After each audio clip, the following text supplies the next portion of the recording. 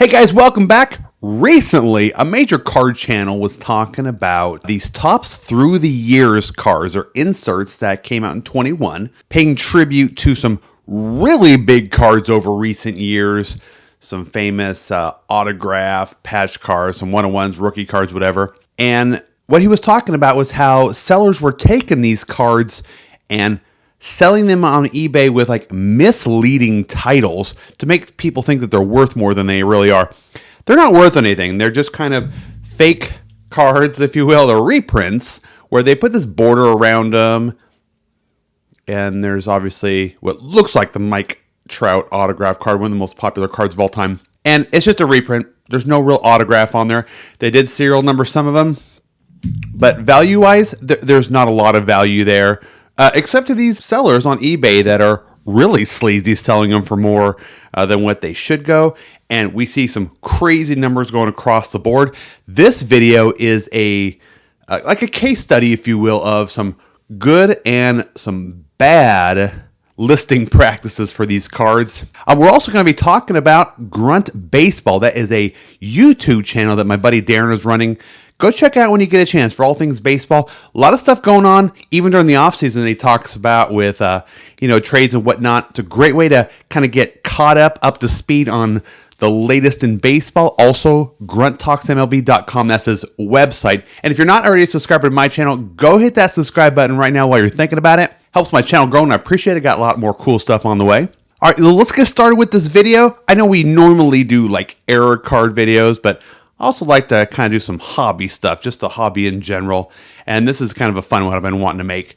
So we're going to talk about the good first listing practices of these Topps through the year cards. I'll put it right beside me here if I got some room. So the 2021 Topps through the years Mike Trout not rookie auto.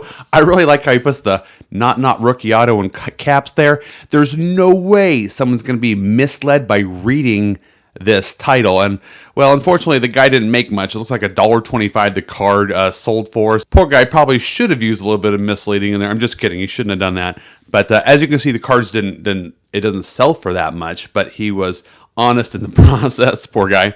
Number 2, 2021 Topps through the years Shohei Ohtani PSA Gem 10 patch auto, and then at the end it says asterisk reprints.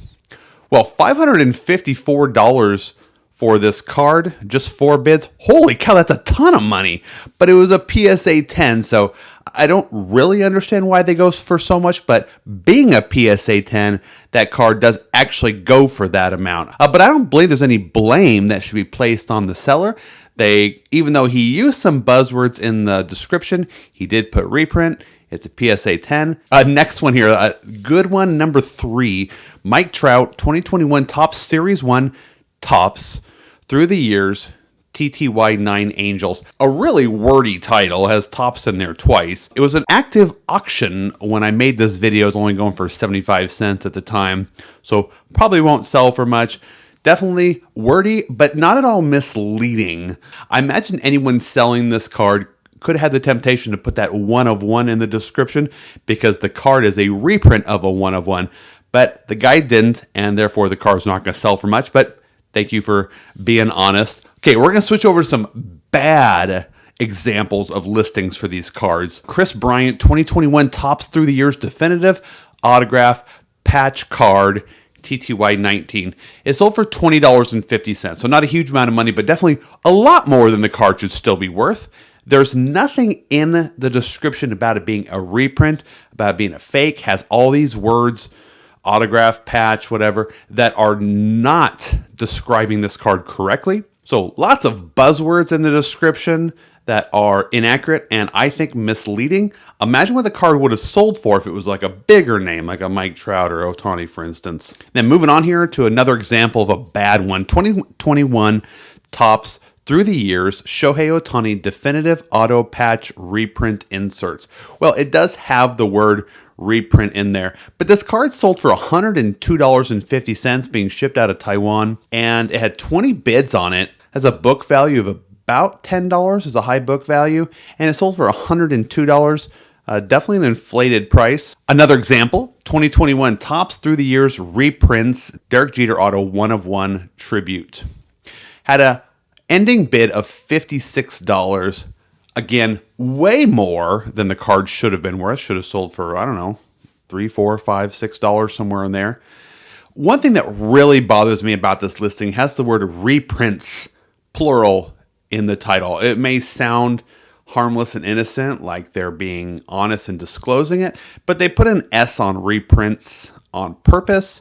So if you ever filter out the word reprint, where you put minus reprint in the description, your reprints will still get through your filter and show up. And it's just kind of a tricky way of getting past that filter. And so people may not see that it's a reprint. You need to open your eyes and read the description. But $56, way too much for that. Also, the fact that it says 1 of 1 and auto is also misleading buzzwords that are not correct, that do not describe this card. And another bad one here, Mike Trout 2021 through the years, TTY9 Topps RP Patch Auto 2 Dynasty. Lots of words in there. Doesn't actually say the word reprint. And I'm going to talk about that here because this one really bugs me, bugs me as well. So it has the initials RP, which is not a recognized abbreviation for reprint. They're clearly putting in RP to be a little bit misleading, so they're not putting the word reprint, but supposedly still disclosing that it is a reprint. For me, it'd be like the same thing as a seller putting like CR in the description of like a vintage card to stand for crease. It's a way to get it by people without actually saying those words that might stop people from bidding on it. So it's a, as you can tell, it's a pet peeve of mine. And also says patch and auto, neither of which describe this card. Moving on here to a fifth one here, 2021 Topps TTY 17 Ohtani through the years definitive framed auto patch. Okay, so it has $283 with 52 bids that this card went for. Love it how it says authenticity guarantee. Well, of course it's authentic. It's just maybe not what the buyer thought that they were buying.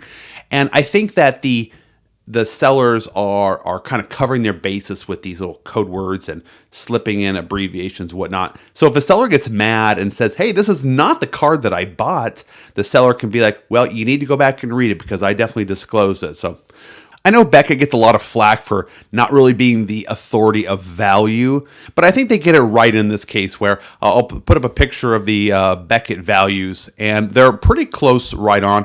You'll notice that the Ohtanis go for a $10 high book value. Everything is lower than that, usually like $2 or $3 or $4 value. So the motivation for being misleading is simple. It's just about money. This isn't the first time Topps has made cards like these. I think they're ridiculous. I'm not a fan of reprints in general, fake or licensed reprints, but they've done this a couple times. So 2010, they came out with those cards your mom threw out. In 2016, they had the Burger's Best cards, where they were basically reprints of old cards and like vintage cards and also some recent cards as well. But they looked real. You can imagine pulling these cards out of packs and being like, wow, you'd be literally shaking when you see one of these cards, and then you would simply realize, oh wait, no, that's not real. It's a stupid reprint. So who's at fault for this? Well, I think everyone can take a little bit of a share of that. First of all, Topps is at fault for making these stupid cards to begin with. I think they knew that sellers could use them to scam people out of money. The sellers are definitely to blame for being misleading in their eBay posts trying to sell these cards. eBay can also be to blame for allowing cards to be sold with incorrect description words. And then the buyer as well for not doing some simple research. You know, this is not a new problem. Buyers need to be aware, read, and do a little bit of research before they purchase something. That can be with anything, not just baseball cards. So the story that I heard in this video was where, like, say a grandma wanted to buy a card for their grandson, and she knows that he likes Derek Jeter, for instance. So she searches for Derek Jeter auto, and she comes across this Topps through the years Derek Jeter autograph, but it's just a reprint. Card's worth a couple bucks. She pays $50 or $60 for it, thinking it's real, and that's a bummer. We don't want to see people pay that much money for a card when it's not real to begin with. But you know, while I would feel bad for her, I would also say that this is not the first time cards have come out where you've got to do some research. So, and it has nothing to do with baseball cards. It could be anything. If you're not researching what you're buying and being careful, you could be duped into buying something that is priced a lot more than it's worth. So that's a buyer beware.